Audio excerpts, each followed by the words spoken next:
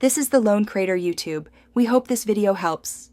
You will start in Settings so we can change interaction quickly. Open the Settings app and tap Control Center immediately.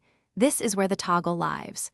You're doing this because Control Center swipe gestures can interfere with app gestures or lock screen privacy. Once you're in Control Center, make sure to note the two sections, Included Controls and More Controls.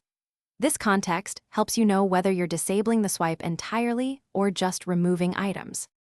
Now you take action. Find the switches labeled Access on Lock Screen and Access within Apps and turn them off as needed. Turning off Access on Lock Screen prevents someone from opening Control Center without unlocking, useful for privacy.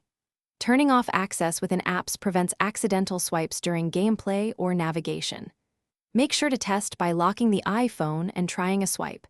If you still see Control Center, return to Settings to verify the toggles saved correctly. Finish by locking your device and testing both lock screen and in-app swipes so you confirm the change. If Control Center still appears, restart the iPhone. A quick reboot often resolves cached state issues. If restart doesn't help, check for an iOS update and install it because some releases fix Control Center toggle bugs. If problems persist after update, reset settings as a last resort. You'll keep data but lose custom settings, so make sure you're prepared before doing that. Thanks for watching. Consider subscribing if we helped you.